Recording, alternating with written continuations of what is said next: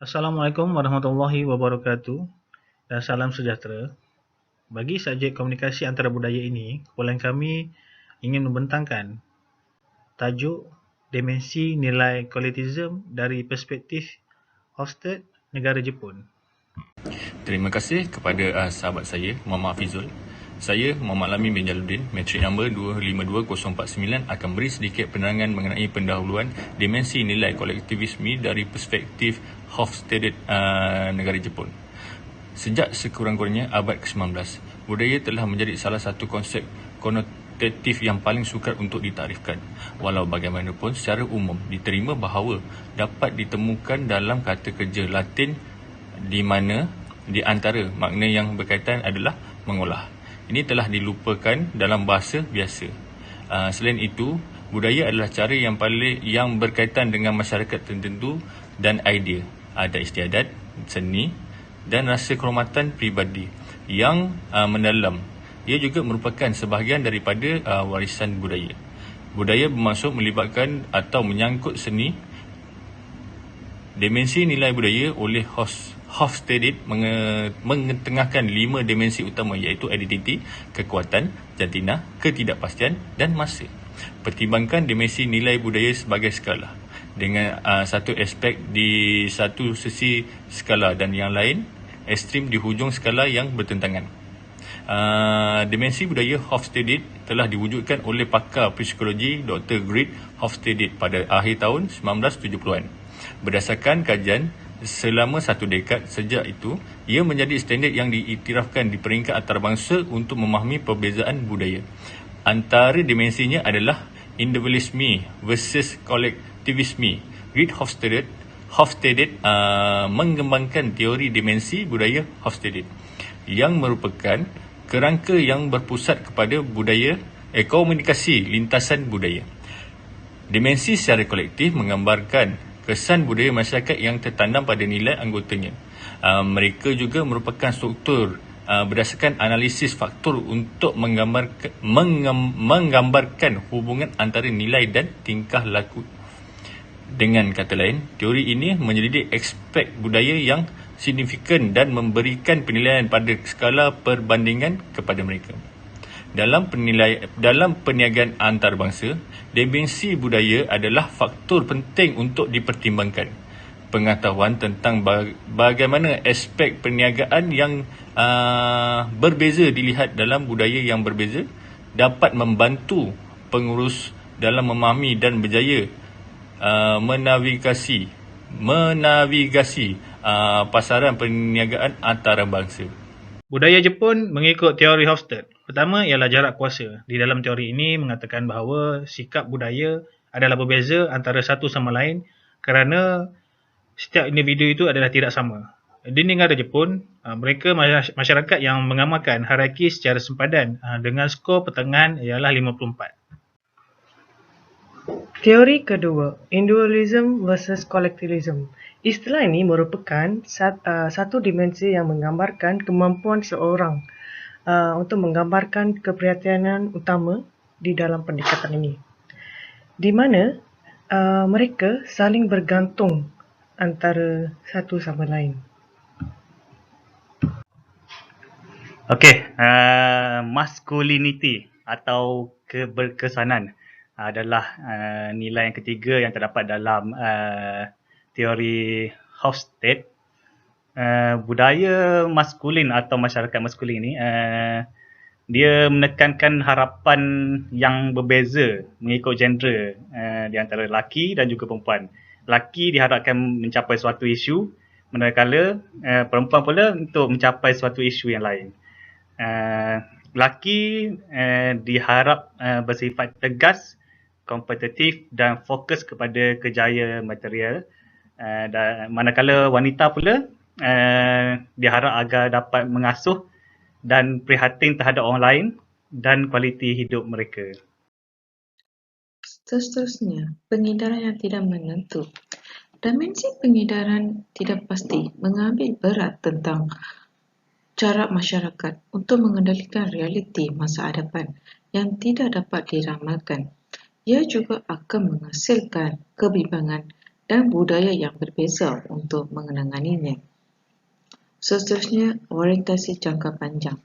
Dimensi ini menunjukkan bagaimana dalam menghadapi kebimbangan masa kini dan masa depan masyarakat yang mesti mengekalkan hubungan dengan masa lalunya sendiri dan bagaimana masyarakat mengutamakan kedua-dua objektif ini secara berbeza.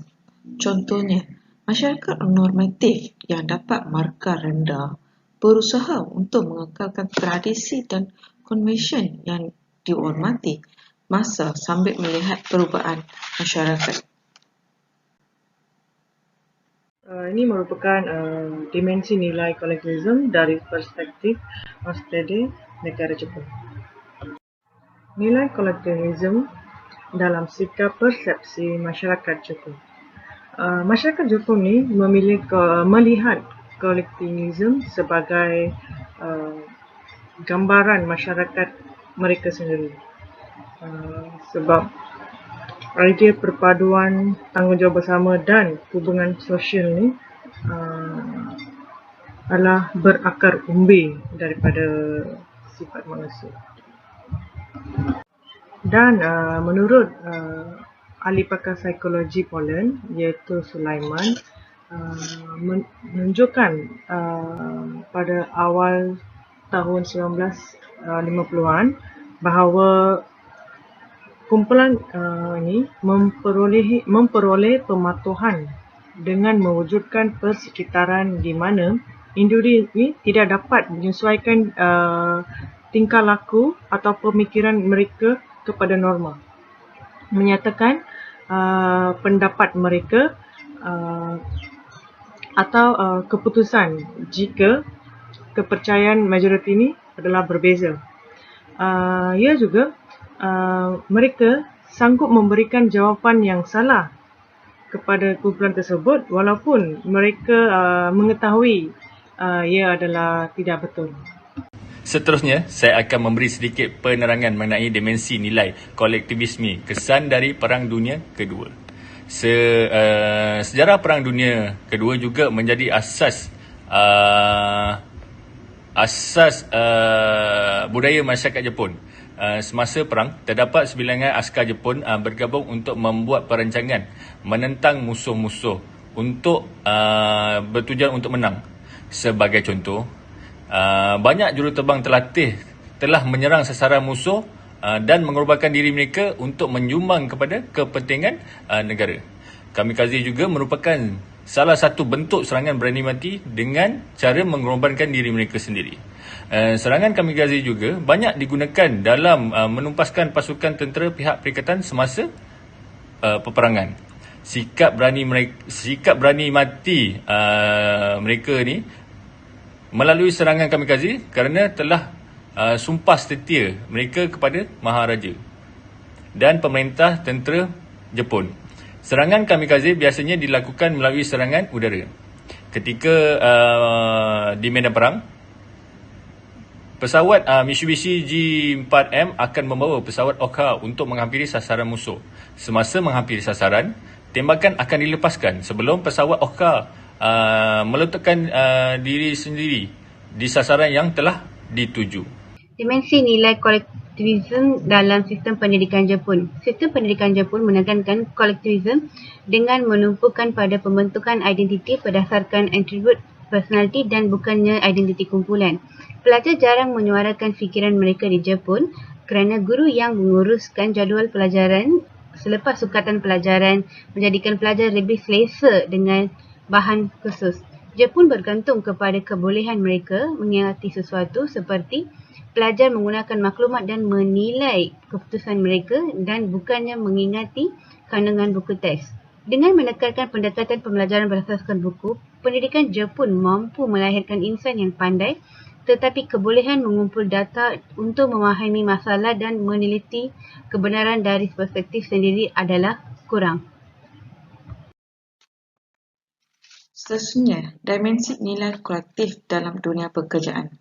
Pekerja yang memahami nilai am organisasi akan memasukkan nilai tersebut ke dalam personaliti firma dan menggunakan untuk memacu tingkah laku kerja yang berkesan untuk syarikat. nilai budaya individu akan membawa tingkah laku mereka untuk mengatasi matlamat institusi budaya Jepun yang tidak merangkumi keabatan individunya. Sebaliknya, pembentukan negara yang mementingkan kerjasama dan akhirnya menjurus kepada kecekapan individu. Individu dalam organisasi Jepun sukar untuk menunjukkan dirinya kerana hasil kerja mereka biasanya hasil akhir usaha seluruh kumpulan. Mana-mana pekerja yang tidak menunjukkan watak individualisme yang langsung pada tahap yang berbeza, kejelasan identiti organisasi adalah aspek kejurulataan kecekapan yang boleh mencapai melalui kejelasan nilai dan budaya organisasi.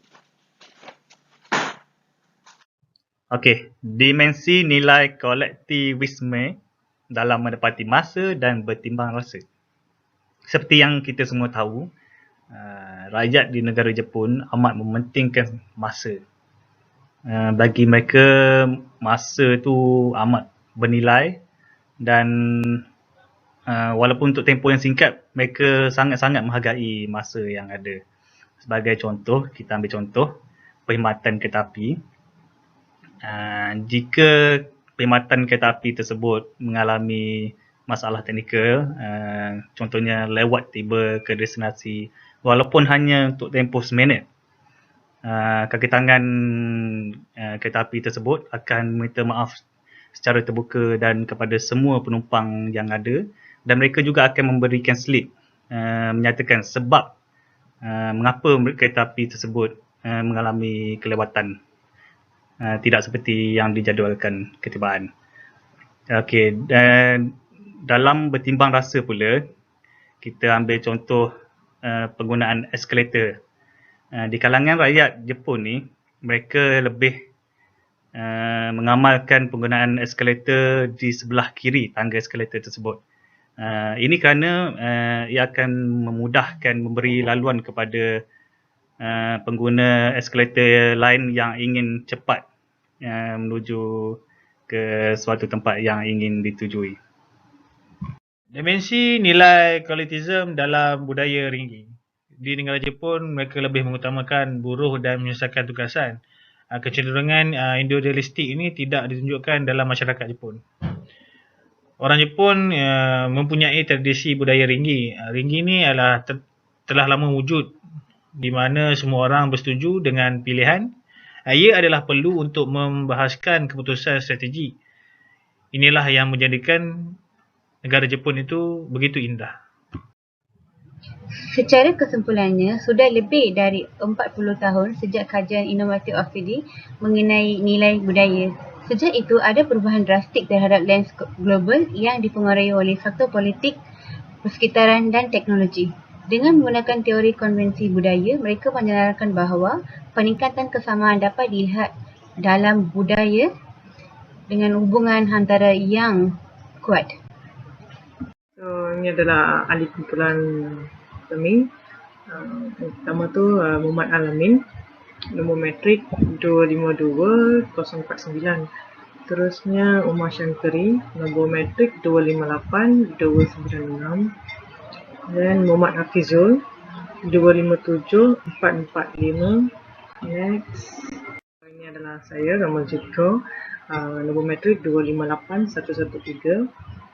Yang tengah tu Muhammad Don 257437. Dan yang last tu Kamil Arsi, nombor matrik 258115.